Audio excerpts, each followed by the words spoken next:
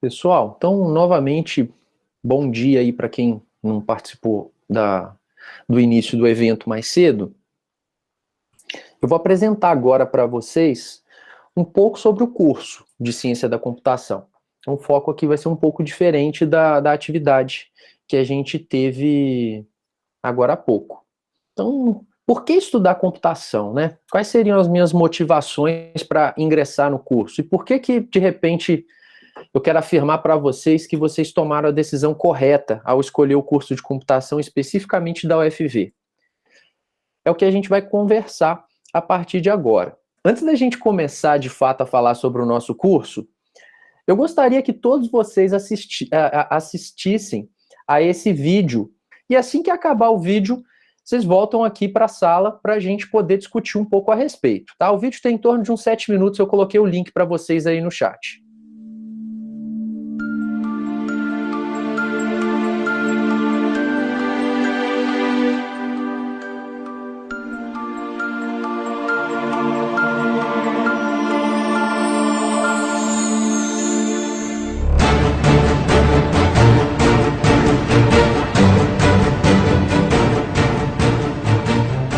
Em 1998, a Kodak tinha 170 mil funcionários e vendeu 85% de todo o papel fotográfico vendido no mundo. No curso de poucos anos, o modelo de negócios dela desapareceu e eles abriram falência. O que aconteceu com a Kodak vai acontecer com um monte de indústria nos próximos 10 anos. Você poderia imaginar em 1998 que 3 anos mais tarde você nunca mais iria registrar fotos em filme de papel? No entanto, as câmeras digitais foram inventadas em 1975. Assim como acontece com todas as tecnologias exponenciais, elas foram decepcionantes durante um longo tempo, até se tornarem imensamente superiores e dominantes em poucos anos. O mesmo acontecerá com a inteligência artificial, saúde, veículos autônomos e elétricos, com a educação, impressão em 3D, agricultura e empregos. O software irá destroçar a maioria das atividades tradicionais nos próximos 5 a 10 anos. O Uber é apenas uma ferramenta de software. Eles não são proprietários de carros e são agora a maior companhia de táxis do mundo. A Airbnb é a maior companhia hoteleira do mundo, embora eles não sejam proprietários. Inteligência artificial. Computadores estão se tornando exponencialmente melhores no entendimento do mundo. Nos Estados Unidos, advogados jovens já não conseguem empregos. Com o Watson da IBM, você pode conseguir aconselhamento legal com 90% de exatidão se comparado com os 70% de exatidão quando feito por humanos. Por isso, se você está estudando direito, pare imediatamente. Haverá 90% menos advogados no futuro. Apenas especialistas permanecerão. O Watson já está ajudando enfermeiras a diagnosticar câncer, 4 vezes mais do que enfermeiras humanas. O Facebook incorpora agora um software de reconhecimento de padrões que pode reconhecer faces melhor que os humanos. Em 2030, os computadores se tornarão mais inteligentes que os humanos. Veículos autônomos. Já em 2018, os primeiros veículos dirigidos automaticamente aparecerão ao público. Ao redor de 2020, a indústria automobilística inteira começará a ser demolida. Nossos filhos jamais necessitarão de uma carteira de habilitação ou serão donos de um carro. Isso mudará as cidades, pois necessitaremos 90 a 95% menos carros para isso. Poderemos transformar áreas de estacionamento em parques. Cerca de 1.200.000 pessoas morrem a cada ano em acidentes automobilísticos em todo o mundo. Temos agora um acidente a cada 100 mil quilômetros. Mas com veículos autodirigidos, isso cairá para um acidente a cada 10 milhões de quilômetros. Isso salvará mais de 1 milhão de vidas a cada ano. Companhias tradicionais de carros adotam a tática evolucionária e constroem carros melhores, enquanto as companhias tecnológicas, Tesla, Apple, Google, adotarão a tática revolucionária e construirão um computador sobre rodas. Companhias seguradoras terão problemas enormes, porque sem acidentes, o seguro se tornará 100 vezes mais barato. O modelo de negócios de seguros de automóveis deles desaparecerá. Os negócios imobiliários também mudarão. Pelo fato de poderem trabalhar enquanto se deslocam, as pessoas vão se mudar para mais longe para viver em uma vizinhança mais bonita. Carros elétricos se tornarão dominantes até 2020. As cidades serão menos ruidosas, porque todos os carros rodarão eletricamente. A eletricidade se tornará incrivelmente barata e limpa. A energia solar tem estado em uma curva exponencial por 30 anos, mas somente agora você pode sentir o impacto. O preço da energia solar vai cair de tal forma que todas as mineradoras de carvão cessarão atividades ao redor de 2025. Com eletricidade barata, teremos água abundante e barata. A dessalinização agora consome apenas 2 kWh por metro cúbico. Imagina o que será possível se cada um tiver tanta água limpa quanto desejar, quase sem custo. Saúde! Teremos companhias que irão construir um aparelho médico chamado Tricorder, na série Star Trek, que trabalha com o seu telefone, fazendo o escaneamento da sua retina, testa a sua amostra de sangue e analisa a sua respiração por meio de bafômetro. Ele então analisa 54 biomarcadores que identificarão praticamente qualquer doença. Vai ser barato de tal forma que em poucos anos cada pessoa desse planeta terá acesso à medicina de padrão mundial praticamente de graça. Impressão 3D. O preço da impressora 3D mais barata caiu de $18 mil para $400 em 10 anos. Nesse mesmo intervalo, tornou-se 100 vezes mais rápida. Todas as maiores fábricas de sapatos começaram a imprimir sapatos 3D. A Estação Espacial tem agora uma impressora 3D que elimina a necessidade de se ter um monte de peças de reposição como era necessário anteriormente. No final deste ano, os novos smartphones terão capacidade de escanear em 3D. Você poderá escanear o seu pé e imprimir sapatos perfeitos em sua casa. Na China, já imprimiram em 3D todo um edifício completo de escritórios de 6 andares. Lá por 2027, 10% de tudo que for produzido será impresso em 3D. Oportunidades de negócios. Se você pensa em um nicho no qual gostaria de entrar, pergunte a si mesmo: será que teremos isso no futuro? E se a resposta for sim, como você poderá fazer isso acontecer mais cedo? Se não funcionar com seu telefone, esqueça a ideia. E qualquer ideia projetada para sucesso no século XX estará afadada a falhar no século XXI. Agricultura. Haverá um robô agricultor de $100 no futuro. Agricultores do terceiro mundo poderão tornar-se gerentes de suas terras em vez de trabalhar nelas todos os dias. Atualmente, cerca de 30% de todas as superfícies agriculturáveis são ocupadas por vacas. Imagine se tais espaços deixarem de ser usados desta forma. Há muitas iniciativas atuais de trazer proteína de insetos para o mercado. Eles fornecem mais proteína que a carne. Deverá ser rotulada de fonte alternativa de proteína, porque muitas pessoas ainda rejeitam ideias de comer insetos. Até 2020 haverá aplicativos que podem saber se você está mentindo pelas suas expressões faciais. Imagine um debate político onde estiverem mostrando quando as pessoas estão dizendo a verdade quando não estão. O Bitcoin, dinheiro virtual, pode se tornar dominante e poderá até mesmo tornar-se uma moeda reserva padrão. Longevidade. Há 4 anos, a expectativa de vida costumava ser de 79 anos e agora é de 80 anos. Atualmente, a expectativa de vida aumenta uns 3 meses por ano. Por volta de 2036, haverá um aumento de mais de 1 ano por ano. Ou seja, todos passarão a viver vidas longas, possivelmente bem mais que 100 anos. Estamos vivendo a 4ª Revolução Industrial. Bem-vindos!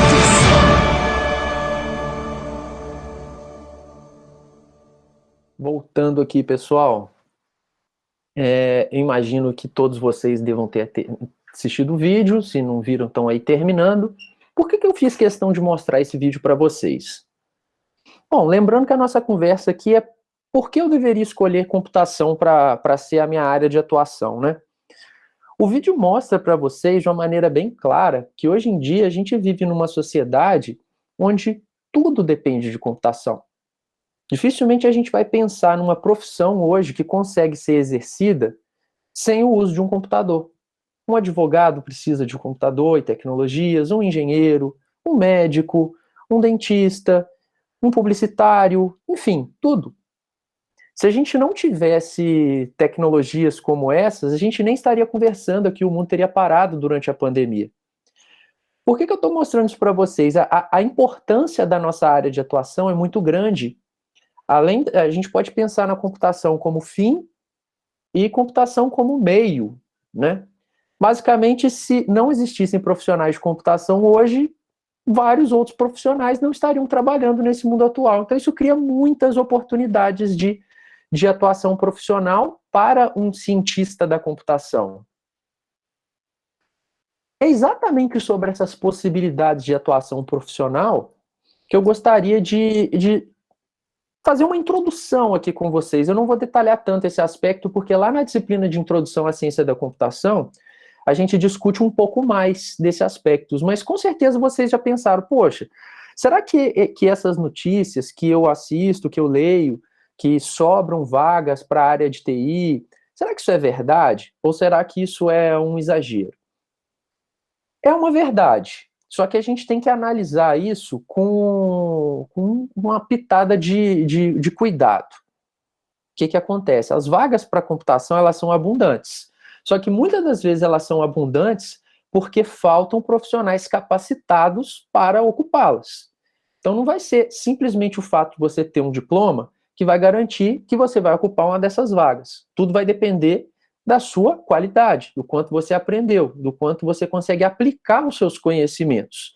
E uma vez que vocês estão ingressando numa universidade que possui um dos melhores cursos de computação do Brasil, com certeza esse tipo o cenário para que vocês desenvolvam essas habilidades e consigam aplicá-las profissionalmente é o melhor possível. Mas o que eu posso fazer quando eu formar, professor? Será que vai ter alguma coisa que serve para mim? Nesse slide eu estou trazendo para vocês algumas possibilidades de atuação profissional com uma formação em computação, mas não todas. Pensando do ponto de vista de indústria, vamos lá, você é uma pessoa que quer imediatamente após a sua graduação começar a trabalhar em uma empresa. O que você poderia fazer em empresa? Será que todo profissional de computação faz a mesma coisa?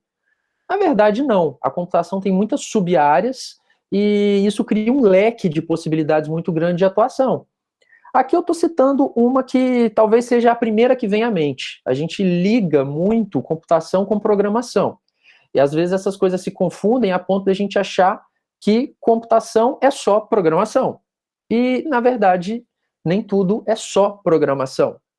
Mas, enfim, você pode atuar profissionalmente na indústria como um desenvolvedor de software, desenvolvedor de um sistema de informação. E aí a gente expande aqui o sistema de informação para múltiplas plataformas. Você pode desenvolver profissionalmente após sua formação aplicativos para celular, ferramentas que rodam na internet, ferramentas desktop que vão rodar direto no seu sistema operacional Windows, Linux, macOS, enfim, tem esse tipo de profissional é muito demandado no mercado. E o nosso curso tem uma base de programação muito sólida, como vocês vão ver. São várias disciplinas de programação já desde o primeiro semestre. Muitos dos nossos alunos trabalham dessa maneira. Mas tem a possibilidade de trabalhar também com redes de computadores. O professor Vitor estava na sala até agora há pouco, ele é professor da área de redes. Professor Carlos, que ainda está na sala, também é uma das áreas dele de atuação. Quando eu falo aqui de trabalhar na indústria com redes de computadores, vou tentar pôr os pingos nos is aqui para deixar claro a diferença que às vezes tem entre uma formação técnica de uma formação de ensino superior. Às vezes, quando a gente fala de redes, talvez você vai pensar que eu estou falando, sem querer de forma alguma desmerecer o trabalho de algum tipo de profissional, mas às vezes você vai relacionar redes de computadores com aquele técnico que vai lá na sua casa instalar a internet para você. Passa os cabos, liga lá os equipamentos e tudo mais. Tá, essa não deixa de ser uma atuação com redes, mas quando a gente fala em atuação para quem possui formação superior, a gente pode elevar isso muito mais. Na graduação, vocês vão aprender protocolos de rede, infraestrutura de rede, e com isso podem trabalhar não configurando uma rede de computadores, mas estruturando uma infraestrutura que permita algo muito maior ficar em funcionamento, atendendo determinadas demandas de acesso simultâneo e determinados níveis de segurança. Vou tentar dar um exemplo rápido. Imagina, por exemplo, isso aconteceu no Brasil, na época da Copa do Mundo, né? Quando a gente teve Copa do Mundo aqui, a gente teve vários estádios novos construídos que iam agrupar um número elevado de pessoas simultaneamente num único local. Quem teve a experiência de ver um jogo da Copa do Mundo de 2014 presencialmente, sabe que muitas pessoas tiveram dificuldade para usar o celular. Tirava o celular, não tinha sinal, não conseguia passar um SMS, não conseguia usar o WhatsApp, não conseguia fazer uma ligação. Porque a infraestrutura das redes móveis daquelas regiões estavam sobrecarregadas. Elas tinham sido subdimensionadas.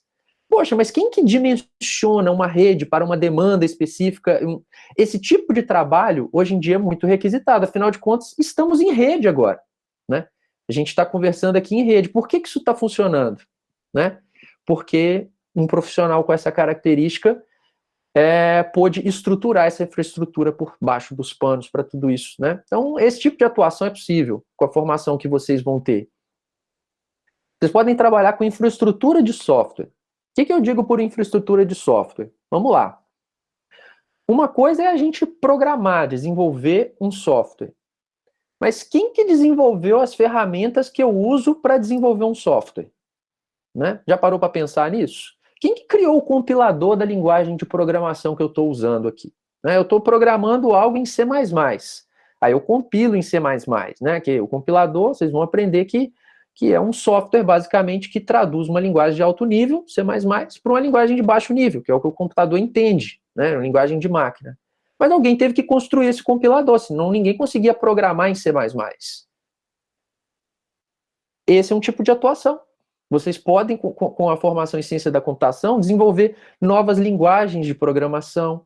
Vocês podem, eventualmente, criar novas IDEs, que são ambientes de desenvolvimento integrado, usados para desenvolver software. Vocês, eventualmente, poderiam desenvolver novos sistemas operacionais. O Windows, o Linux, alguém teve que desenvolver isso, não teve? Então, quando a gente fala de infraestrutura, é isso. Quando a gente fala de jogos, já ouviram falar, o jogo tal foi feito na engine Unreal, foi feito na engine Unity, né? Quem desenvolveu essa engine que depois foi usada para desenvolver um jogo? Alguém que trabalhou com infraestrutura de software fez isso. Então, essa é uma área de atuação na indústria. Tá, professor, eu gosto de desenvolver jogos. Será que eu posso fazer isso com a formação que eu tenho? Pode. Né? O profissional formado em computação, ele pode desenvolver jogos, pode desenvolver simuladores, que não necessariamente são usados apenas para entretenimento, mas pode ser usado para treinamentos. Hoje em dia, um piloto de Fórmula 1, ele tem um simulador em casa, que representa fielmente aquele carro que ele pilota lá na pista, só que é muito mais barato e ecologicamente correto, não é? Ele vai gastar menos combustível, vai poluir menos, né? É mais barato, alguém teve que desenvolver aquilo. Então, essa é uma área de atuação. Você já deve ter ouvido falar em ciência de dados também, está muito em alta. O que é ciência de dados? Há muitos anos atrás, falava-se muito em petróleo, né? Que o petróleo era o ouro da vez. E aí aquele petróleo ele era refinado, dali você tirava vários derivados e vendia. O petróleo da vez são os dados, pessoal. A gente gera dados a todo momento. Né? Você está lá no Facebook, curtiu uma imagem, você gerou um dado, que você gosta daquilo. Você fez uma amizade com uma pessoa, você gerou um dado, você tem uma afinidade com aquela pessoa. Você publicou alguma coisa, você gerou um dado. Você visualizou um vídeo no YouTube, você gerou um dado. Tudo que você fez uma busca no Google, você gerou um dado. Tudo que a gente faz hoje em dia na rede, a gente está gerando dados. E a partir desses dados, se devidamente minerados, se devidamente tratados, a gente pode entender comportamentos das pessoas. E por meio desses comportamentos ou padrões, como preferirem compreendidos, a gente pode tomar decisões estratégicas. Vocês já receberam, por exemplo, anúncios de produtos que vocês já pesquisaram. Você estava lá pesquisando um livro, e aí chegou um anúncio de um livro parecido para você. Você fala, poxa, isso aqui foi feito para mim sob medida. Por que foi feito sob medida? Que aquele dado, aquele padrão, ele foi encontrado no meio daquele emaranhado de informações. Hoje em dia, então, a gente tem dados para tudo. O cientista de dados é aquele profissional que vai encontrar padrões dentro daquele emaranhado, dentro daquele big data. Então, é uma área de atuação que pode ser exercida por vocês. Está em plena ascensão essa área de atuação. Poderia falar várias outras coisas aqui que não estão citadas, tá, pessoal? Poderia trabalhar com segurança da informação, dentre outros. Eu vou explorar isso melhor na disciplina introdutória. Mas vamos supor que você tem outro perfil profissional. Fala, não, professor, quando eu me formar, eu quero estudar mais um pouco. Eu quero fazer pós-graduação, eu quero fazer mestrado, eu quero fazer doutorado, imediatamente após terminar a graduação. Se você fizer isso, provavelmente você tende a seguir carreira acadêmica. E o que seria a carreira acadêmica? Bom, algo que eu, professor Luiz, professor Carlos, professor Vitor, professor Salles, todos os professores que estavam aí optaram por seguir em algum momento das suas carreiras. Você pode virar professor, você pode virar cientista, você pode virar pesquisador. A nossa formação em ciência da computação te permite seguir esse percurso. Hoje, inclusive, na parte da tarde, a gente tem palestra com 3 ex-alunos. 2 deles seguiram a carreira na indústria e um deles seguiu carreira acadêmica. E eles vão falar sobre essa trajetória para vocês verem as 2 vertentes, para atender aos gostos de todos e vocês se espelharem para um futuro próximo. Mas a gente tem várias outras opções. Por exemplo, vamos supor que você é aquele profissional que não gosta muito de ter chefe, né? Você não gosta de ninguém mandando em você, estabelecendo a sua rotina, enfim, dando caminhos. Você gosta de tomar decisões por conta própria. Uma possibilidade seria empreender, abrir a própria empresa de desenvolvimento, abrir a sua startup. Muitos ex-alunos do curso, em algum momento, fizeram isso. Vocês vão ver que, entre as disciplinas optativas do curso de Ciência da Computação, você tem possibilidade de fazer disciplinas de administração, disciplinas de contabilidade, disciplinas de direito, disciplinas específicas de empreendedorismo. Tudo isso, de alguma forma, pode moldar o seu conhecimento em computação para você aplicá-lo de uma forma específica empreendendo. O curso vai te dar essa oportunidade se assim você preferir. Né? As disciplinas optativas, os alunos têm a liberdade de escolher. Eu não quero me arriscar empreendendo, professor, e ainda assim eu não quero ter um chefe. Beleza, você pode ser autônomo, você pode ser freelancer. Tem muita gente que faz isso. Dando um exemplo específico de programação para dispositivos móveis, hoje a gente tem... Toda plataforma móvel tem sua loja de aplicativos, né? Você tem lá, quem usa Android tem lá a Google Play, quem usa o iPhone tem lá a App Store. Para publicar um aplicativo nessas lojas, para eles serem vendidos, você não precisa de ter CNPJ. Você pode publicar algo lá como pessoa física, CPF, e vender, ganhar dinheiro. Você pode ser um autônomo. Estou dando um exemplo, tá? A gente poderia pensar em outros. Essa é uma das liberdades que a nossa profissão nos dá. A gente tem essa possibilidade, inclusive, de ganhar dinheiro sem ter patrão e sem ter uma empresa. Como pessoa física, de uma certa forma, fazer renda. Citei aqui algumas possibilidades para vocês, mas a gente poderia perfeitamente fazer uma palestra só de possibilidades profissionais da área de computação. Nosso curso ele tem essa vantagem em relação a outras áreas, que é o fato de ter múltiplas possibilidades. E não é uma área que está saturada, longe disso. Bom, mas eu não sei se vocês tiveram essa curiosidade de pesquisar a diferença entre os cursos superiores na área de computação antes de escolherem vir cursar ciência da computação.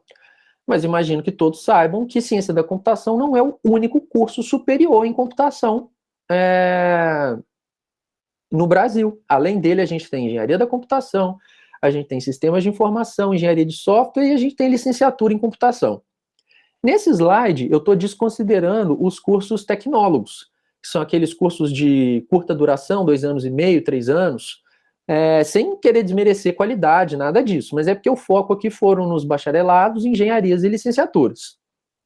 Será que vocês sabem a diferença entre eles? Para ter certeza se você escolheu correto por ter vindo para a ciência da computação?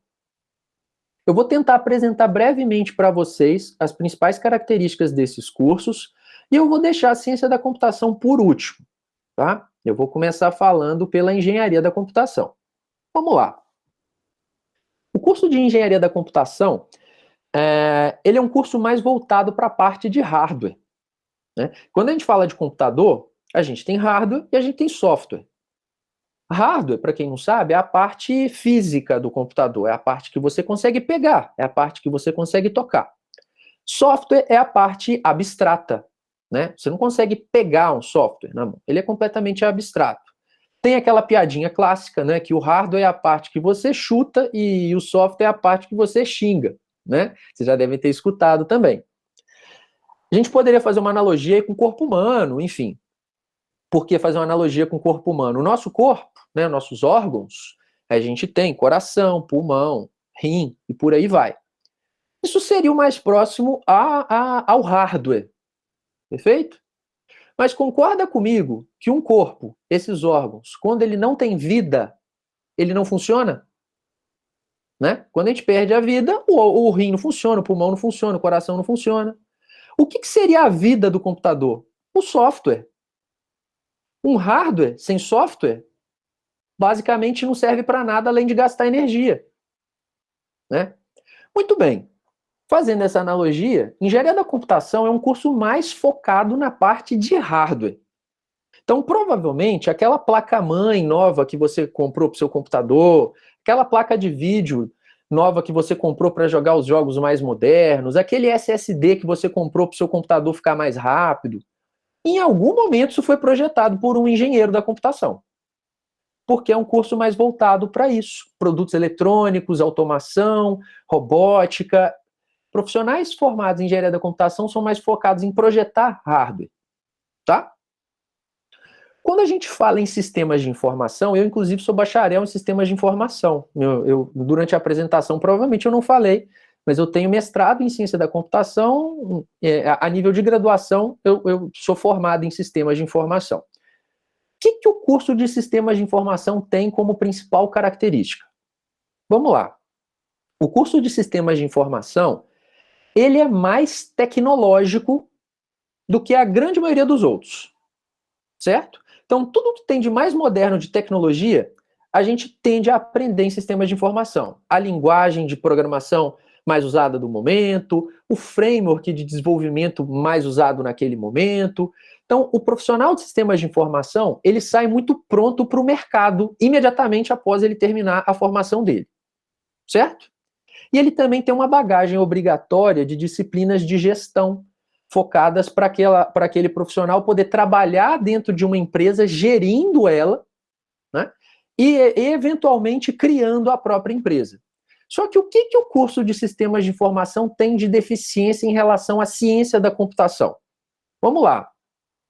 Muitas das vezes, o profissional formado em sistemas de informação, ele sabe usar a linguagem de programação mais moderna do momento, mas provavelmente ele não teria capacidade para criar aquela linguagem de programação.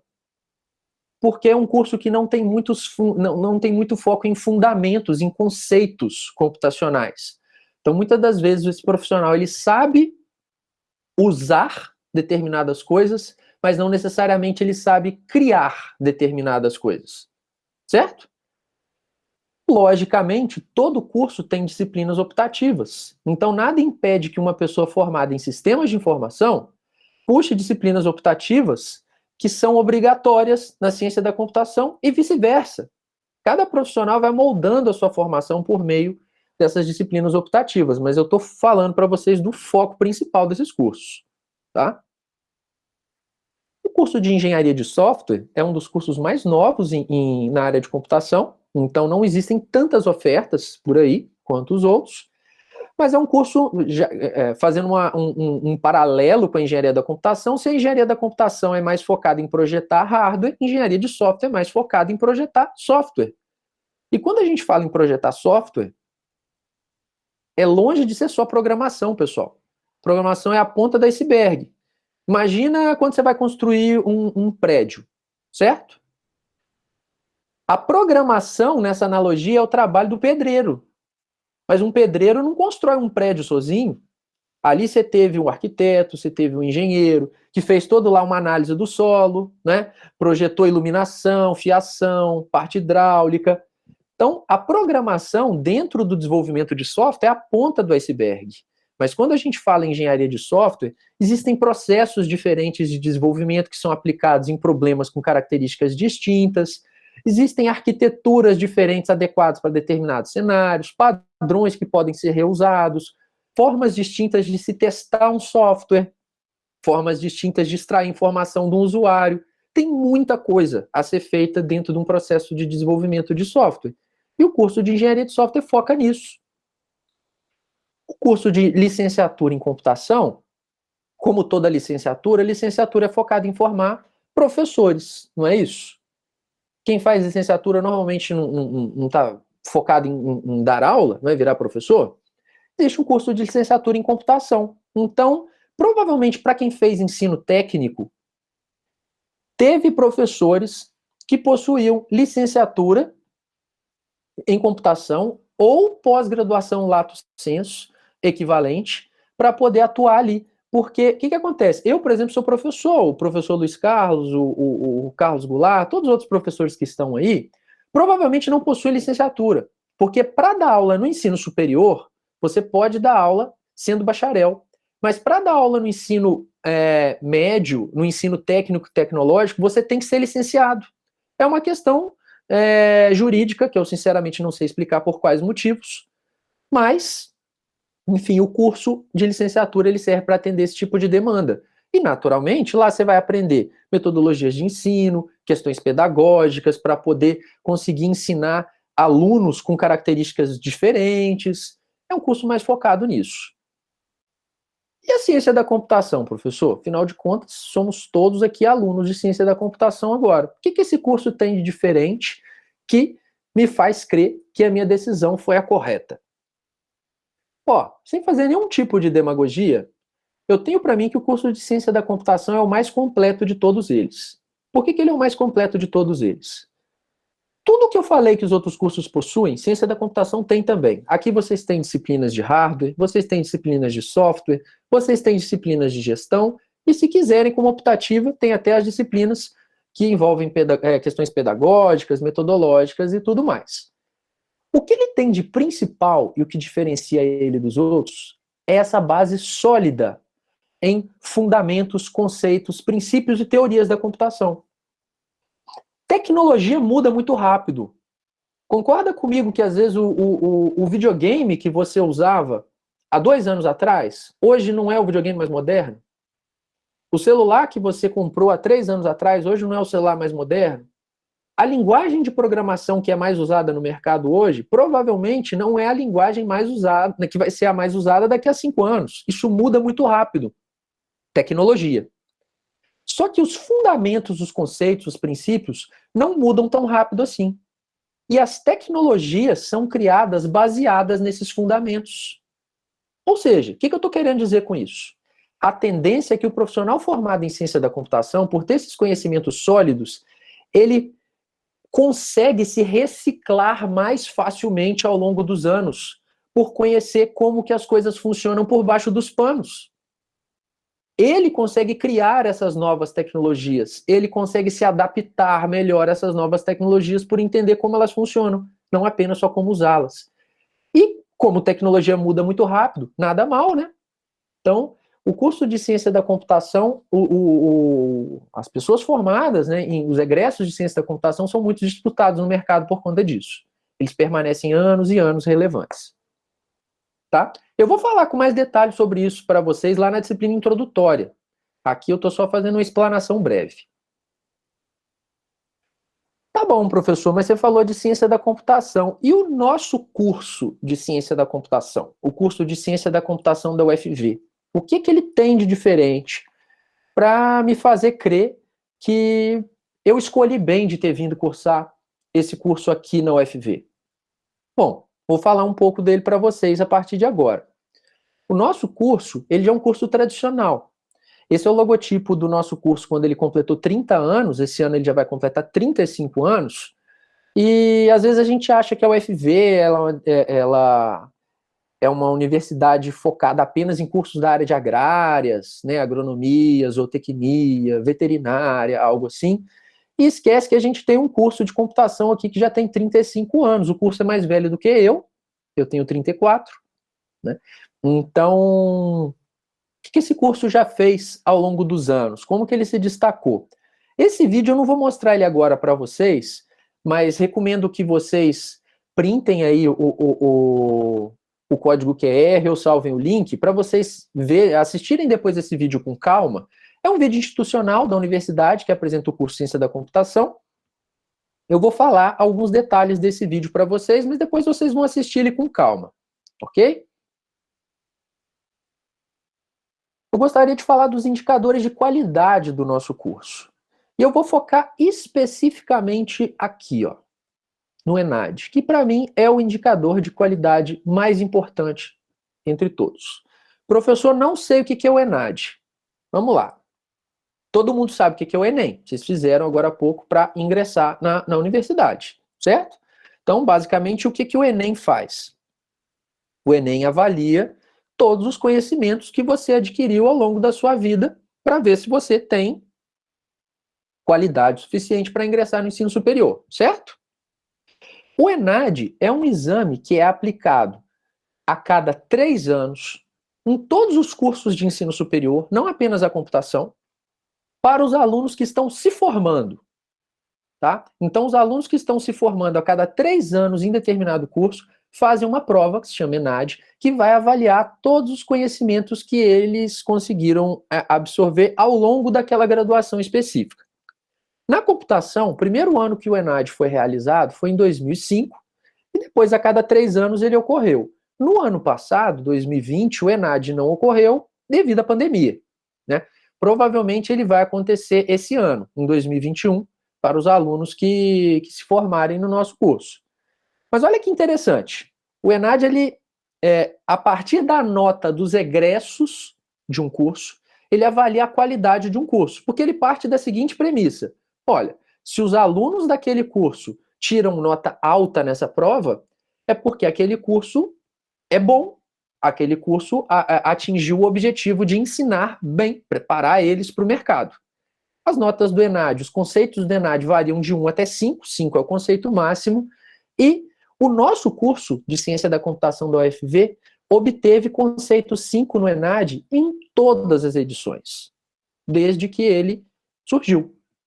Além da UFV, apenas o curso da UFMG e o curso da Federal do Rio Grande do Sul, de Ciência da Computação, apenas esses dois, além do nosso, conseguiram tal feito de conceito máximo. E se a gente for fazer uma análise aqui, a UFV é o único de uma universidade do interior, o que é um mérito muito grande, né? A gente tem aqui um custo de vida muito mais baixo, uma qualidade de vida dependendo do ponto de vista superior, porque você tem translados mais curtos, tem menos poluição, enfim, e consegue entregar tal qualidade. O nosso curso ele está entre os 10 melhores do Brasil em ciência da computação e atualmente é o 3º melhor de Minas. Por curiosidade, o melhor de Minas é o da UFMG, que é até difícil de comparar, porque também é o melhor do Brasil, né? Mas a gente está muito bem posicionado nessas avaliações e a gente tem muito orgulho disso. Então, saibam que vocês estão entrando num curso de excelência na área de ciência da computação. Os alunos formados aqui, eles são vistos com outros olhos no mercado de trabalho. O curso em si, ele surgiu em 1986, com o nome de Bacharelado em Informática, tinha 25 vagas. O professor Vladimir, que estava agora há pouco na última palestra, foi aluno dessa primeira turma, ele até comentou isso com vocês. E no ano 2000, o curso ele foi rebatizado, digamos assim, para o nome de Bacharelado em Ciência da Computação, devido às diretrizes curriculares nacionais da área mesmo de computação, o curso precisou mudar de nome, e ele passou a oferecer 40 vagas anualmente, e assim permanece até hoje. Eu trouxe um dado aqui interessante para vocês terem uma ideia do número de egressos do nosso curso desde o início. Tá? A primeira turma do curso, eu vou dar um zoom aqui que talvez esteja pequeno para vocês verem. A primeira turma do curso se formou em 89, com 3 alunos. E dali para frente, a cada ano, a gente teve um certo número de formados. Isso vem flutuando, tá? Nos anos 2000, a gente teve picos aí, de 40 e poucos alunos, 30 e poucos alunos, e esse número desde então ele vem flutuando, subindo e descendo, subindo e descendo. Essa é uma característica, você pode pensar, poxa, professor, mas entram 40 alunos por ano. Por que não formam 40 alunos por ano? Vamos lá, né, pessoal? Estamos na área de exatas. Todo o curso da área de exatas, não só a computação, aí se aplica às engenharias e tudo mais, envolvem disciplinas com certo nível de abstração e que naturalmente fazem esses cursos terem algum grau de desistência, tá? Isso não é nenhum tipo de terrorismo, longe disso, tá? Mas vocês podem ver que às vezes represa. Ó. Aqui, por exemplo, os alunos atrasaram um pouquinho para formar, lá na frente eles formam. Então, o problema todo aqui é mais nesse sentido. Muitas das vezes esses alunos eles não formam na época correta, mas em algum momento eles formam. Se a gente for pegar esses dados para comparar ao longo dos anos, os cursos de exatos são bem parecidos. Até 2019, segundo semestre de 2019, a gente tinha praticamente 800 alunos formados na história do curso. Para ser mais preciso, 798. Uma média aí de 26 alunos por ano. Então, daqui a um tempo, vocês estarão aí nessas estatísticas. Eu não coloquei 2020 aqui, porque 2020 foi um ano muito atípico. A gente teve a pandemia, teve o ensino remoto, então, naturalmente, as disciplinas eram facultadas aos alunos, os alunos tiveram a opção de não cursar disciplinas e ainda assim manter o vínculo com o curso. Então, colocar esse dado aqui seria até desumano, porque é completamente diferente do resto da história do curso. Iria poluir aqui essa situação. A gente espera daqui a uns anos voltar à normalidade, né? Podendo considerar esses dados. Mas a gente teve egressos no ensino remoto, sim. O curso, ele tem uma duração mínima de 4 anos. E ele tem uma duração máxima de 6 anos e meio. O que significa o seguinte: se em 6 anos e meio você não conseguir cumprir todos os requisitos para colar grau, infelizmente, você vai ser desligado do curso. Ah, professor, mas isso aí é o fim do caminho, então? Não tem como? Tem opções, tá? Existem processos acadêmicos de dilação de prazo que, em determinadas situações comprovadas, o aluno ele pode, sim, gastar mais do que 6 anos e meio, embora seja algo atípico, incomum, né? Sendo bem realista para vocês, os nossos alunos eles tendem a formar com 4 anos e meio, 5 anos, tá? Porque muitas das vezes o aluno ele quer ter um pouco mais de quer estudar com um pouco mais de calma, não pegar um número grande de disciplinas de uma vez só, e aí ele dá uma dilatada, digamos assim, na formação dele e gasta um pouquinho mais de tempo. Mas isso depende de cada um. É possível formar com 4 anos. Menos do que isso, não. Porque a própria matriz do curso não vai te permitir. A gente tem disciplinas que possuem pré-requisitos, como eu ainda vou mostrar para vocês, enfim. O curso ele tem 3.200 horas de duração. Dessas 3.200 horas, 2.430 são de disciplinas obrigatórias. 770 são de disciplinas optativas. Isso dá mais ou menos a distribuição de 75% do curso obrigatório, 25% optativo. Mais ou menos isso, tá? Traduzindo isso em números de disciplinas, o curso ele tem 36 disciplinas obrigatórias e para cumprir a carga horária de disciplinas optativas, se o aluno for cumprir ela apenas com disciplinas, ele precisa de em torno de 13 disciplinas. Mas, como eu vou apresentar para vocês na disciplina de Introdução à Ciência da Computação, a carga horária de optativa ela não precisa de ser cumprida apenas cursando disciplinas optativas. Existem outras possibilidades, como, por exemplo, atividades complementares. O aluno eventualmente faz um estágio, faz uma iniciação científica e isso conta como carga horária de disciplina optativa. Ah, então, existem formas de abater essa carga horária.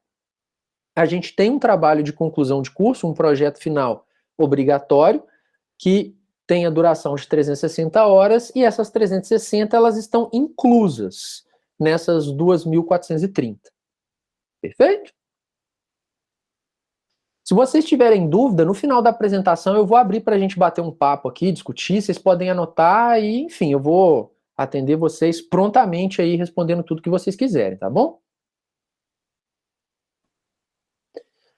Bom, falando especificamente da grade do curso, né, da matriz curricular, eu não vou detalhar tanto aqui, porque na disciplina de Introdução à Ciência da Computação, a gente vai ter várias palestras diárias. Então, os professores das disciplinas do curso vão participar lá com a gente na disciplina, dando palestras sobre as áreas e explicando como é a disciplina, o conteúdo dela, quais são os pré-requisitos, em que período ela é oferecida. Aqui eu estou fazendo só um apanhado geral, tá? Para vocês terem uma visão macro do curso. Eu tentei agrupar isso em áreas. E aí eu vou destacando aqui pelo menos o que é disciplina optativa e o que é obrigatória. Beleza? Se a gente for pensar nesse grupo aqui de redes e aplicativos, o que a gente tem de disciplina no curso? Ó, temos disciplina de redes e programação concorrente, que são disciplinas obrigatórias. Temos disciplina de programação para web e programação mobile, que são disciplinas optativas. Ok? Professor, eu gosto de jogos. Será que o curso vai ter disciplina que me atende? Tem algumas. Aqui eu estou listando para vocês, ó. Tem a disciplina de computação gráfica, que vai basicamente permitir que vocês aprendam a criar imagens computacionais. Quando a gente fala de computação gráfica, a gente não está manipulando uma imagem existente do mundo real. A gente está criando uma imagem. Por exemplo, criar um modelo 3D. Certo? Então, a disciplina de computação gráfica, ela é optativa do curso, oferecida pelo professor Salles e com muita frequência vocês têm a oportunidade de fazê-la. Muito bem. A gente tem a disciplina de desenvolvimento de jogos digitais, uma disciplina optativa específica para jogos também. Então, aqui vocês aprendem desde roteirização até outros aspectos mais técnicos do desenvolvimento de jogos. A disciplina normalmente oferecida pelo professor Alcione. Bom, temos também a disciplina de processamento digital de imagens, ou PDI. Aqui, diferentemente da computação gráfica, onde a gente cria imagens computacionais, PDI manipula imagens já existentes. Um exemplo clássico, se a gente pega um Photoshop da vida, o que o Photoshop faz? Processamento digital de imagens. Ele manipula imagens existentes, modificando elas computacionalmente. Quando vocês usam, por exemplo, o Instagram, aplica filtro. Sabe quando a gente aplica filtro numa foto, lá no Instagram? Você está aplicando processamento digital de imagens. Como que eu crio esses filtros? Como que eu altero uma imagem? Né? Claro que não é uma disciplina que vai te ensinar a usar o Instagram. Eventualmente é uma disciplina que vai te ensinar técnicas que possibilitariam você criar o Instagram. É mais ou menos nesse sentido, criar o Photoshop. É uma disciplina optativa, oferecida pelo professor Marcos Henrique. Tem uma palestra sobre ela na disciplina introdutória. Vocês vão ter oportunidade de ver bastante detalhes sobre ela logo nesse primeiro período. Na área de IA, que é uma área muito quente da ciência da computação hoje, né, é a bola da vez na computação, a gente tem a disciplina de inteligência artificial obrigatória, oferecida pelo professor Alcione, pelo professor Levi, e aí a gente tem algumas disciplinas optativas. A gente tem a disciplina de bioinformática, oferecida pela professora Sabrina, mineração de dados, oferecida pelo Marcos ou pelo professor Michel, e aqui tem uma que eu não listei, que está começando a ser oferecida agora, que é a disciplina de visão computacional. Também entraria nesse escopo, é uma disciplina também optativa do curso. Bom, quando a gente fala de fundamentos, conceitos, né, que eu tinha dado esse destaque para vocês antes ali na diferença entre os cursos, aqui a gente vai ter uma série de disciplinas nesse sentido, de fundamentos, conceitos, teorias. De técnicas básicas de computação, vocês vão ter, logo nesse primeiro período, a disciplina obrigatória de programação 1. Já no segundo período, vocês vão ter a disciplina obrigatória de programação 2. Para o terceiro período, vocês vão ter a disciplina de estrutura de dados, que é uma espécie de programação 3, né? E depois vocês têm também a disciplina de projeto e análise de algoritmo. Todas elas disciplinas muito importantes para a questão de fundamentos computacionais. Né? Aqui a gente vai construir o alicerce da formação em computação. Todas elas são obrigatórias. Do ponto de vista de software básico, e aqui a gente está chegando mais próximo do hardware do que do software, né? A gente está indo num nível mais baixo, digamos assim, no computador, a gente tem várias disciplinas. Todas essas que eu estou citando aqui para vocês também são disciplinas obrigatórias do curso. Essa vocês já fazem agora no primeiro período, com o professor Ricardo. Introdução a sistemas lógicos. É uma disciplina mais de hardware, né? Depois tem a continuação delas com organização de computadores, arquitetura de computadores. Confesso que eu não me lembro de cabeça agora os períodos, mas no site do curso tem isso tudo detalhadinho. Eu vou mostrar o site daqui a pouco. Disciplina de sistemas operacionais, disciplina de compiladores, tudo isso vem de software básico. Perfeito? Como é que eu crio uma linguagem de programação? Como é que eu crio um compilador? Aqui você vai ver isso, né? Como é que eu permito o computador funcionar de uma forma em que, para eu operá-lo, eu não preciso ir num nível tão baixo? Por exemplo, vocês devem estar usando aí o Windows, vocês devem estar usando o Linux. Quando a gente desenvolve, ou o Mac, enfim, ou Android, ou iOS, não sei se vocês estão em dispositivos móveis, todos eles são sistemas operacionais. Se eu quero desenvolver um software, hoje, para esses computadores, Eu desenvolvo de uma forma que o sistema operacional entende. E aí ele se vira com o próprio hardware para aquilo funcionar. Nem sempre foi assim, né? Há muitos e muitos anos atrás, para você desenvolver algo com o computador, você tinha que praticamente falar a língua dele, né? Hoje a gente tem camadas de abstração que facilitam a vida de um programador, de um usuário. Essas camadas muitas vezes passam pelo sistema operacional. E como é que isso funciona por baixo dos panos?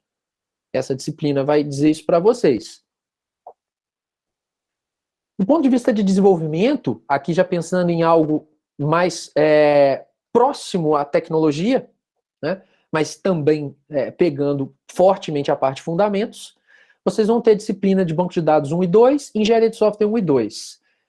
Banco 1 e engenharia 1 são disciplinas obrigatórias. Banco 2 e engenharia 2 são disciplinas optativas. Certo? Professor, você não falou da matemática ainda. Eu sei que para um bom cientista da computação, ele tem que ter uma base sólida de conhecimentos matemáticos. E é verdade. Então, por isso, a gente tem aqui uma série de disciplinas obrigatórias de matemática. Cálculo 1, cálculo 2, cálculo 3, GAAL, que é Geometria Analítica e Álgebra Linear, Introdução à Álgebra, Cálculo Numérico, Matemática Discreta. Então tem muita disciplina de matemática obrigatória no curso. E muitas outras disciplinas, tá, pessoal? Meu objetivo aqui não era falar sobre todas, porque a matriz é muito grande. Mas vocês vão ter disciplinas de sistemas de informação, que vão dar mais esse foco de gestão para vocês, empresarial, para entender como funciona uma empresa por dentro, processos administrativos. Disciplina de pesquisa operacional, linguagem de programação, formais e autômatos, grafos, e por aí vai. Algumas disciplinas complementares ao conhecimento, falamos muito de inglês para vocês, tem uma disciplina obrigatória de inglês no curso, uma disciplina do segundo período. Tem uma disciplina obrigatória de estatística. Vocês são cientistas, então vocês vão aprender a fazer experimentos com o computador. Então, a gente tem uma disciplina específica para isso, computação experimental. Um cientista também tem que um cientista faz pesquisa, não é? Como que se faz uma pesquisa? A gente tem disciplina específica para isso, de metodologia de pesquisa. Aprender a validar uma hipótese, estruturar os experimentos, não apenas documentá-los, enfim, escrever um artigo científico, estruturar uma monografia. Como é que funciona isso? Tem disciplina própria para tal. O projeto final é obrigatório, então a gente tem aqui disciplinas para isso, e uma infinidade de disciplinas optativas. Se eu não estou enganado, o curso ele tem um leque de em torno de 60 disciplinas optativas, das quais você vai escolher no máximo 13 para cursar. Então, isso é importante para vocês terem uma noção que vocês vão ter uma flexibilidade muito grande na formação de vocês. Nem todo mundo que forma em computação tem exatamente a mesma história acadêmica, né? Cada um acaba construindo percursos próprios por meio dessas customizações que as optativas permitem. Bom, outro vídeo que eu não vou mostrar agora para vocês, mas eu estou só dando gancho para eles para vocês assistirem depois, que é um vídeo que apresenta a infraestrutura do departamento de informática por dentro. Como que são as salas do DPI? Como são os laboratórios de informática, as salas de aula, o gabinete dos professores? Como é que é isso? Esse vídeo que eu preparei para vocês apresenta numa visão assim em primeira pessoa, como se você estivesse caminhando pela universidade e andando por esses locais. Algo que, Deus quiser, daqui a pouquinho vocês vão ter a oportunidade de fazer pessoalmente, mas enquanto não podem, recomendo que vocês assistam esse vídeo depois, tá? Tem o código QR aí que vocês podem salvar, tem o link do YouTube, então vocês já vão ter essa noção de como é o nosso espaço físico. Detalhando em tópicos aqui algumas coisas que a UFV e o curso especificamente possui, a UFV ela tem uma biblioteca central, que eu até mostrei lá no mapa agora há pouco para vocês, uma biblioteca, um acervo gigantesco de todas as áreas, não só da computação, é um espaço que com certeza vocês vão frequentar muito ainda ao longo da graduação. E pelos centros de ciência da universidade, a gente tem bibliotecas setoriais. Então, dentro do prédio do DPI, que é o prédio lá do CCE, né, tem uma biblioteca específica setorial do CCE, que também vocês vão poder ver daqui a pouquinho. Tem vários pavilhões de aula aqui na universidade, PVA, PVB, Os prédios dos centros também possuem salas de aulas específicas. Então, aqui no CCE, algumas disciplinas têm aulas lá. As disciplinas de engenharia de software mesmo costumam ser nas salas do CCE. Laboratório de informática a gente tem vários. Eles normalmente são multiplataforma, equipados com Windows, Linux. Então, muitas aulas práticas ocorrem lá, nesses laboratórios. Para quem faz iniciação científica, tem os laboratórios específicos para projeto. Então, espaço reservado para esses alunos poderem pesquisar com um pouco mais de calma, silêncio. Tem laboratórios específicos para o mestrado, para o doutorado, que no futuro vocês também poderão participar. Eu coordeno um laboratório aqui no nosso curso, que é o Lab D2M, que é o Laboratório de Desenvolvimento para Dispositivos Móveis, que é um espaço onde os alunos que gostam dessa área, sob a minha orientação, desenvolvem aplicativos para várias finalidades. Aqui eu já citei alguns focados para a própria UFV, que já estão aí publicados, mas a gente já fez muita coisa interessante. No ano passado mesmo, pra vocês terem uma ideia, a gente desenvolveu um clone do Pokémon GO. Tem uma reportagem, tem uma descrição dessa nossa experiência no site do curso. Depois, se vocês tiverem curiosidade de ver como é que foi, quem participou, o resultado, depois vocês entram lá no site do curso, que eu apresento daqui a pouquinho também, e vai dar para vocês verem essas experiências que a gente faz lá. E tem muito convênio com empresa, né? É muito comum da gente ter empresas que buscam o departamento de informática para garimpar talentos, contratar os nossos alunos antes mesmo deles se formarem.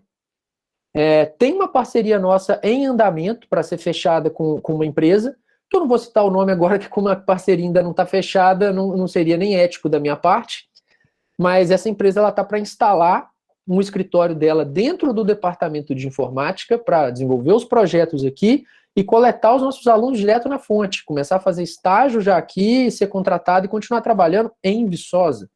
A gente já fez muito isso no passado e vamos voltar a fazer agora também. Temos a empresa Júnior, a NoBugs. Eles vão conversar com vocês no início da tarde.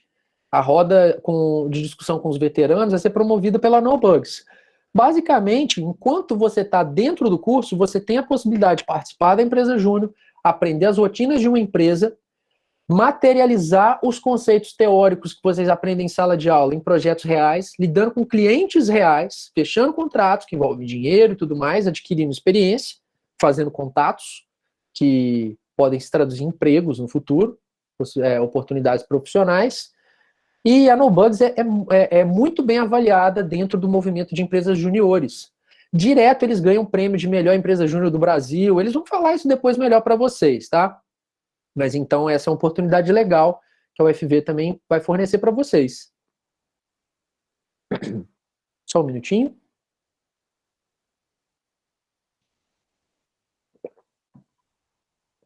Em sequência, galera, para a gente fechar, eu vou apresentar para vocês uma série de links de ferramentas e sites importantes para vocês já irem conhecendo para a vida acadêmica de vocês. Para quem estava perdido, professor, como é que eu vou assistir a aula?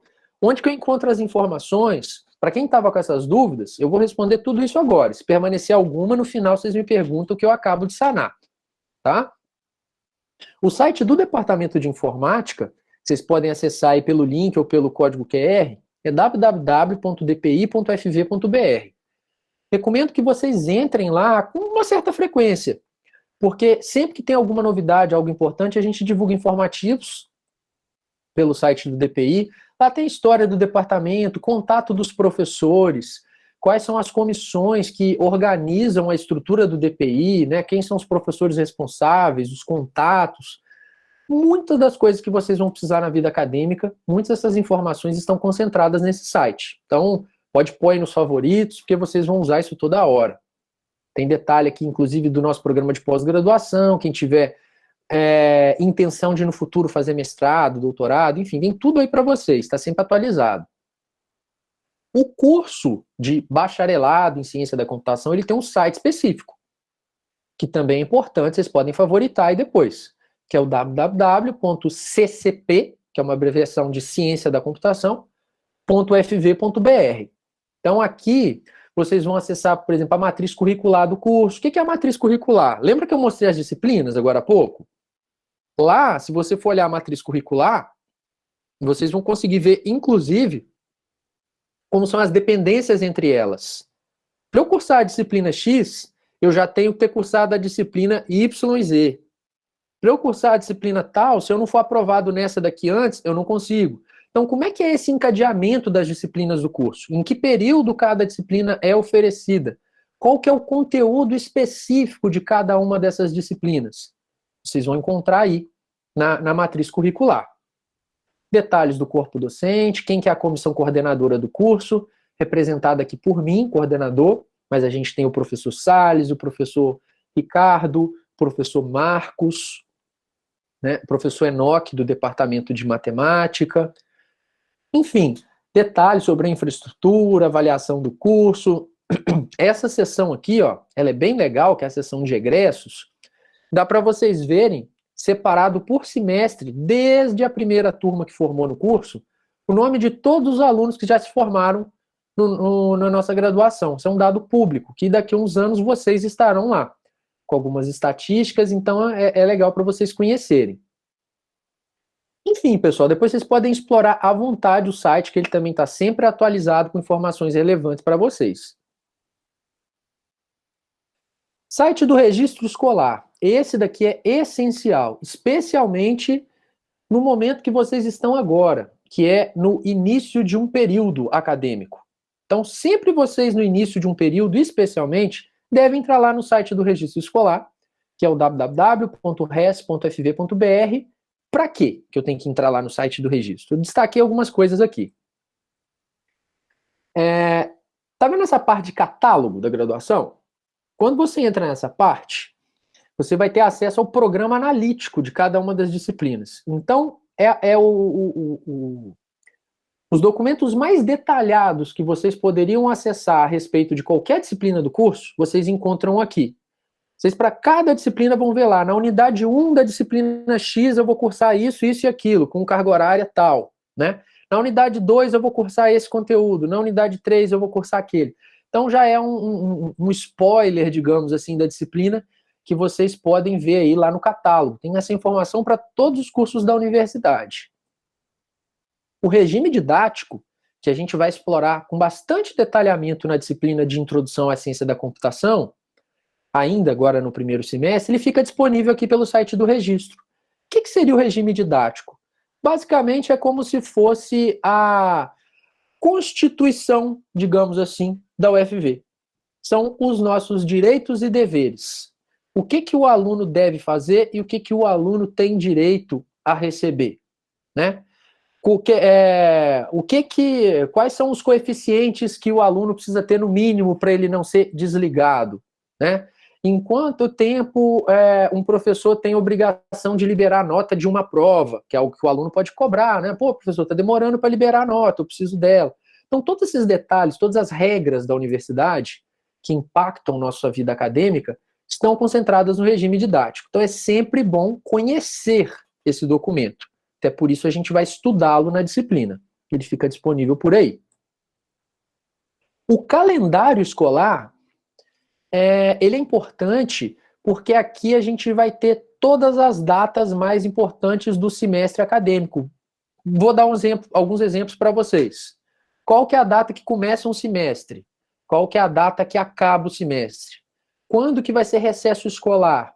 Qual que é o prazo máximo para eu cancelar determinada disciplina que eu estou matriculado? Qual que é o prazo máximo para eu abrir um processo acadêmico com determinada característica? Esse calendário escolar, naturalmente, ele muda a cada semestre. Ele é sempre atualizado. E ele sempre fica disponível aqui no site do registro. É importante que vocês sempre consultem esse documento. Certo? Horário de aula de qualquer disciplina, inclusive local de aula, fica aqui, ó, também no site do registro, para todas as disciplinas de qualquer área. Perfeito? O registro escolar é um órgão da universidade que basicamente coordena a vida acadêmica dos alunos do ponto de vista burocrático. Então o site aí tem todas essas informações.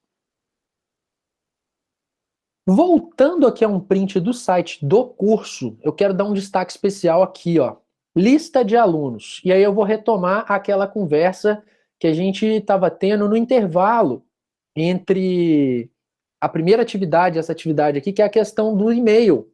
Vocês falaram, professor, a gente tem pouco hábito de usar e-mail, né?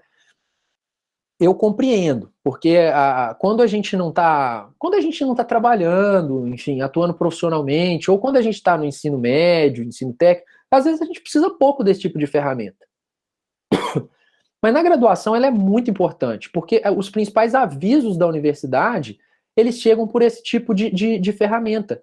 Então a gente mantém para todos os nossos alunos uma lista de e-mails. Vocês não são cadastrados nessa lista automaticamente. Para fazer parte dessa lista, vocês têm que entrar no site do curso.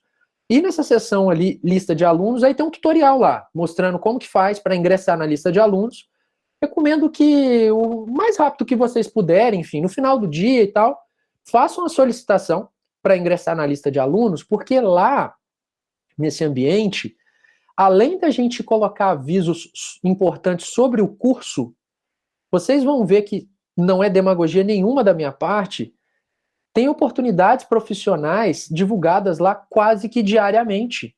Empresas divulgando vaga de emprego, empresas divulgando vaga de estágio, oportunidades de iniciação científica, oportunidades de fazer intercâmbio, mobilidade acadêmica, tudo isso é divulgado nesse espaço, com uma frequência muito grande. Então, quem não está lá, está perdendo, porque é com muita frequência que esse tipo de informação está lá. E essa lista ela tem os alunos e os ex-alunos. Então, os ex-alunos que estão no mercado, divulgam vagas das suas empresas, fica um ambiente muito rico, tá? Então, recomendo que vocês ingressem nessa lista de alunos o quanto antes. É um espaço bem legal. Quanto a ferramentas acadêmicas da UFV, que aí já caminhando para aquela dúvida, professor, como é que eu vou fazer para assistir às aulas? Quais são os softwares da universidade que são importantes para mim? Bom, o Sapiens, que está o link dele aí para vocês, e o código QR que permite que vocês também o acessem, é o nosso sistema de gestão acadêmica. Para que serve o Sapiens? Bom, todas as notas das disciplinas que você estiver cursando, o professor lança no Sapiens. Então você consegue verificar aí. Ah, qual a nota que eu tirei na minha prova? Você vai ver pelo Sapiens. Quantas faltas eu tenho em determinada disciplina? Você vai ver aí pelo Sapiens. Ah, professor, durante o acerto de matrícula, que os calouros não precisam se preocupar muito, mas já no próximo semestre vocês vão precisar se preocupar com isso, eu vou explicar melhor na disciplina introdutória, mas o acerto de matrícula é feito pelo Sapiens. Ou seja, a escolha de quais disciplinas vocês vão cursar, é aqui que vocês vão fazer, né? Os ajustes, né? Eu quero mudar de turma numa disciplina, aquele horário não está legal para mim. Onde que eu faço? No Sapiens. Qual que é o meu coeficiente acadêmico para saber se eu posso concorrer a uma bolsa de iniciação científica? Aqui que você vai ver. Sua vida acadêmica está concentrada aqui. Tá certo? É uma ferramenta que vocês vão usar demais. O PVANet é o nosso ambiente, um dos nossos ambientes virtuais de aprendizado. Então, consequentemente, vocês entendem que ele está sendo muito usado no ensino remoto. É por aqui uma das plataformas para a gente assistir aula. Então, por exemplo, os slides de aula, gravações das aulas, notas de aula de uma maneira geral, material de estudo das disciplinas são disponibilizados nesses espaços. O link do Google Meet que o professor vai usar para dar aula remota vai ficar aí. Então, o que acontece? A UFV hoje ela tem 3 ambientes virtuais de aprendizado diferentes. Cada professor tem autonomia para escolher um ou outro. Então, eu vou apresentar todos aqui para vocês. E eu recomendo que antes do início das aulas na segunda-feira, vocês entrem em cada um deles para ver aonde que está a informação de cada disciplina. Porque tem professor que está usando o PVANet, tem professor que está usando o PVANet Moodle e tem professor que está usando o Google Classroom. Normalmente, os professores colocam um link de uma plataforma para outra. Vou dar o exemplo da minha disciplina, das minhas. Vocês vão cursar uma comigo, que é a Introdução à Ciência da Computação. O PVANet, eu coloco lá só um link para o Google Classroom. No Google Classroom tem tudo da disciplina. Só que se você entrar lá no PVAnet, você vai conhecer como que você vai acessar o Google Classroom, certo? Então, eu estou colocando esse aviso porque quem estava com dúvida, professor, como que eu vou assistir as aulas da minha disciplina? Entra nessas plataformas virtuais de aprendizado que com certeza em uma ou outra você vai encontrar essa informação. Tá certo? Beleza? Muito bem. Então, além do PVAnet, a gente tem o PVAnet Moodle. Aí o link é outro. Como eu falei, tem professor que está usando um, tem professor que está usando outro. Então, na dúvida, olha nos dois, que aí você vai descobrir qual disciplina está em que ambiente. Perfeito? Então, o link está aí para vocês. O objetivo dos ambientes é o mesmo. Porque, só para justificar aqui, pode parecer, nossa, professor, a UFV parece que é desorganizada. Por que tem 3 ambientes virtuais de aprendizado e não só um? A gente está passando por um processo de migração, pessoal. Anteriormente, a UFV tinha só o PVAnet, certo? Veio o ensino remoto, a gente começou a aderir também ao Google Classroom, que é uma ferramenta muito boa do Google, só que ela é paga. Então, a UFV, com o tempo, ela vai deixar de usar o Google Classroom. E o PVAnet, ele está começando a ser substituído pelo PVAnet Moodle. No futuro, esse cara aqui, que vocês estão vendo agora, vai ser o único ambiente de aprendizado da UFV. Só que como a gente está nesse momento transitório, os 3 estão funcionando paralelamente. Esse vai ser o principal daqui a pouco. Eu acredito que para esse semestre agora, o PVAnet Moodle, que é esse que eu estou mostrando agora para vocês, ele ainda deva ser pouco utilizado, porque os professores ainda estão recebendo treinamento nessa plataforma, então não vai ser todo mundo que vai usar ele agora. Mas na dúvida você olha lá. Tá bom? Bom, alguns aplicativos móveis que a UFV possui, e isso daí vocês podem baixar já para usar, tudo isso que eu mostrei agora há pouco, Sapiens, PVAnet e outras coisas, estão concentradas dentro desse aplicativo para Android, que é o UFV Mobile, um aplicativo free, que todo mundo pode baixar lá para o Android, ainda não tem para iPhone, ainda está em desenvolvimento.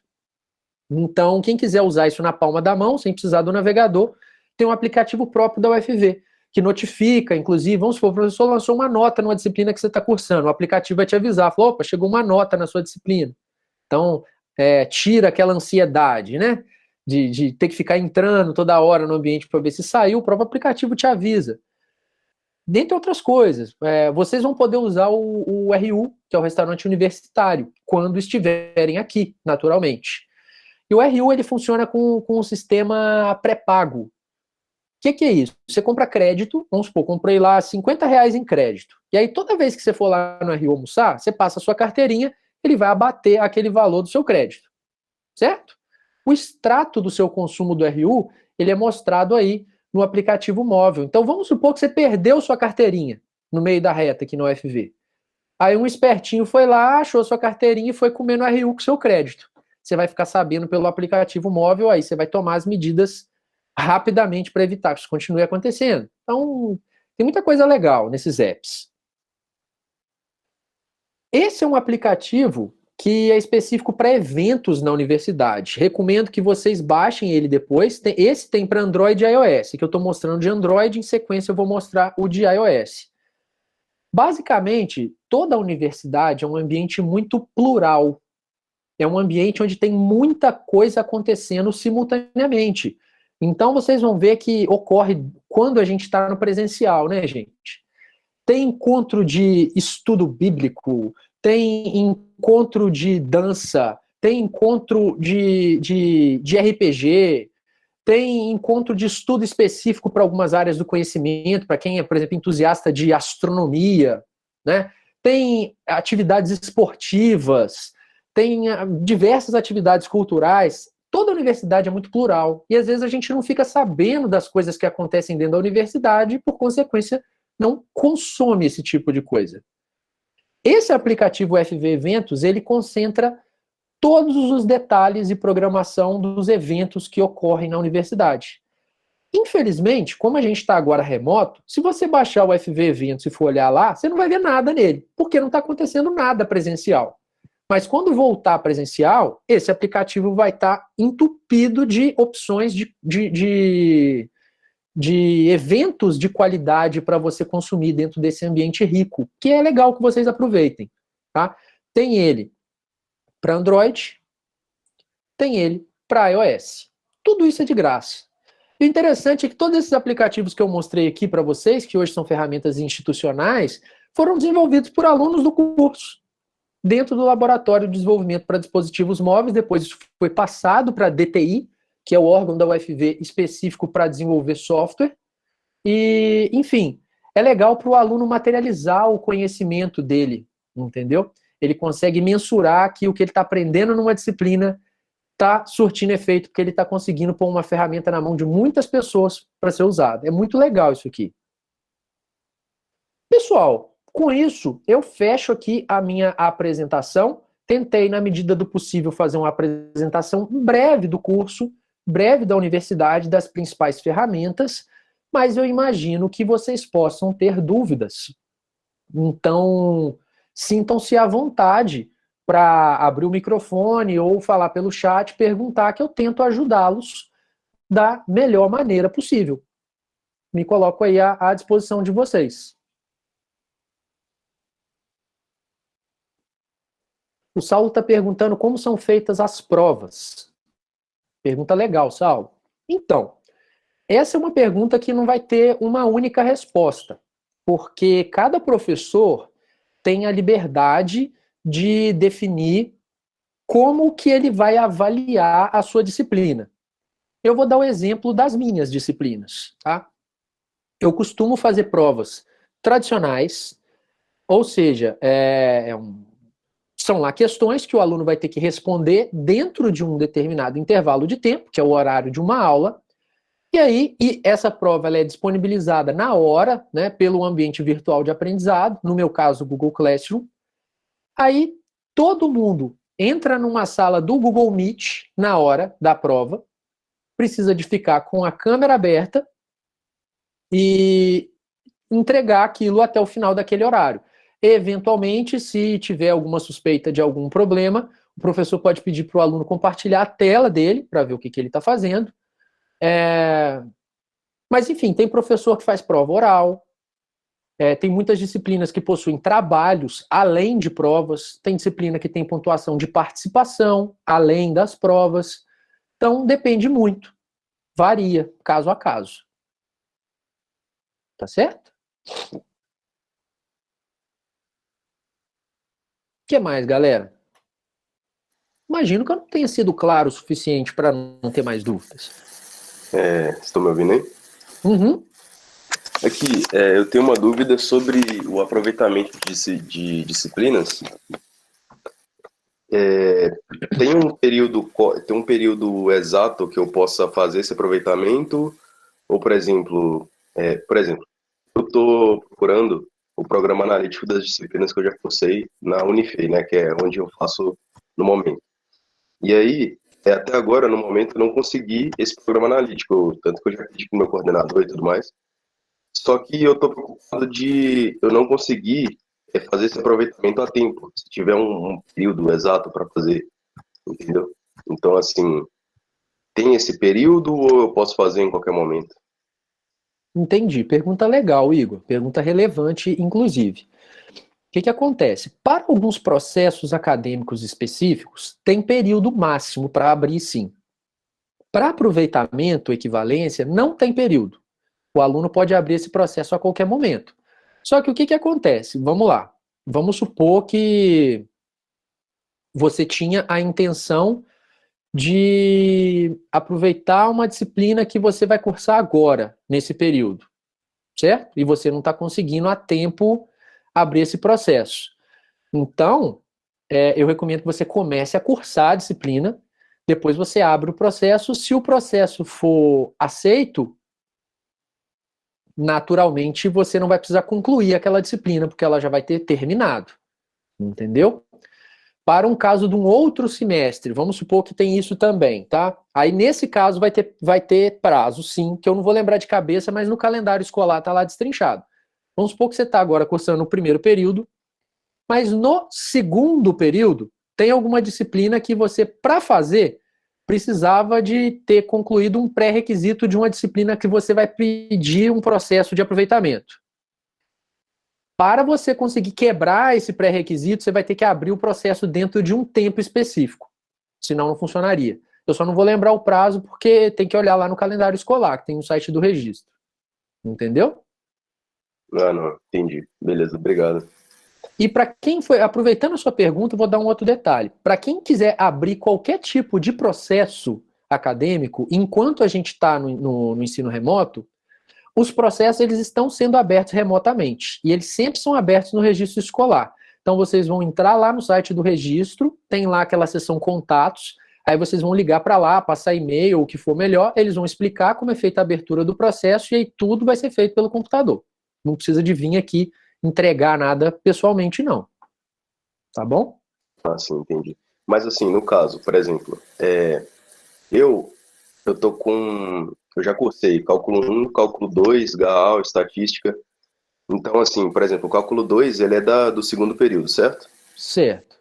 Então, eu já consigo fazer esse aproveitamento dele ou eu tenho que esperar chegar no segundo período para pedir? Não, pode fazer na hora que você quiser já, porque aí você... É até melhor fazer antes para não ficar de correria. Não tem... Sim. Ele tem um prazo máximo, mas ele não tem um prazo mínimo. Ah, não, beleza, entendi. Obrigado, viu? Nada. Valeu, cara. Esses detalhes de processos também, pessoal, eu vou explicar tudo isso lá na disciplina introdutória, tá? Mas eu já vou respondendo tudo que vocês me perguntarem. O Rafael está perguntando ali se tem um limite mínimo de matérias por período, ou fica facultativo. Boa pergunta, Rafael. No ensino remoto, não tem esse limite mínimo. Inclusive, as disciplinas no ensino remoto, elas são facultativas. Cursar disciplinas durante o ensino remoto é facultativo.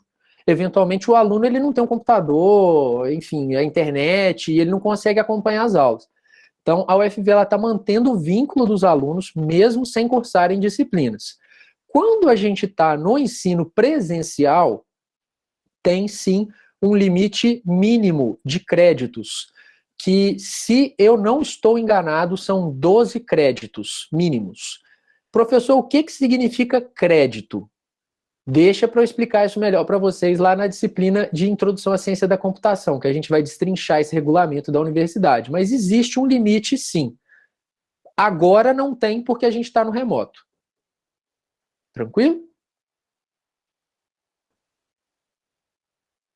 Beleza. Professor, Sim? a gente tem, não sei nem se a gente precisa, a gente tem alguma biblioteca virtual na UFV? Alguma coisa assim? Ou não? Um acervo virtual de livros? Isso. Cara, então, boa pergunta. No período passado, a UFV estava com uma parceria com a editora Pearson, que dava acesso a todos os alunos, sem gastar nada, a praticamente todo o acervo da editora.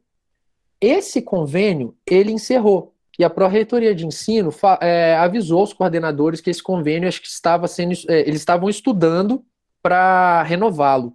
Só que, no momento, eu não tenho informação sobre em que pé que está isso.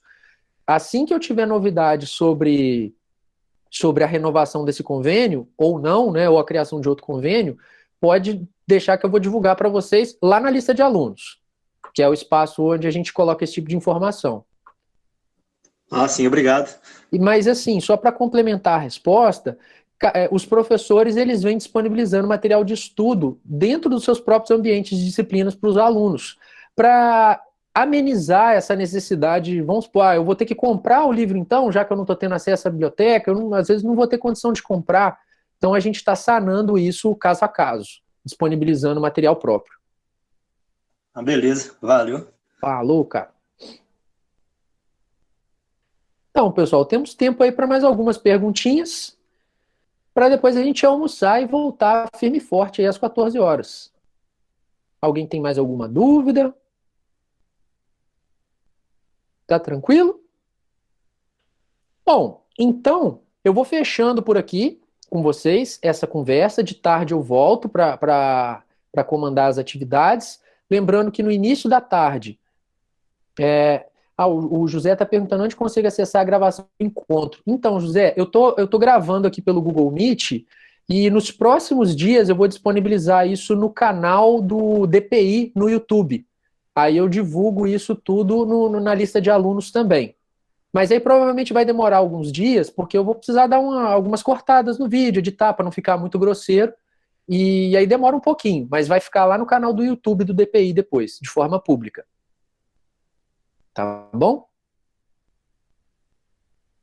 Então, beleza, galera. De tarde a gente volta para conversar. No início da tarde, às 14, tem uma conversa bem legal com os alunos do curso, mesmo para a empresa Júnior. E aí todos os outros alunos estão convidados para participar, não apenas os da empresa Júnior. E aí a gente tem as palestras com os ex-alunos, enfim. Espero que vocês estejam gostando dessas atividades que a gente está fazendo para quebrar esse gelo e vocês já se sentirem mais à vontade aqui com a gente e com a universidade. Tá bom? Um abraço para vocês e até mais tarde.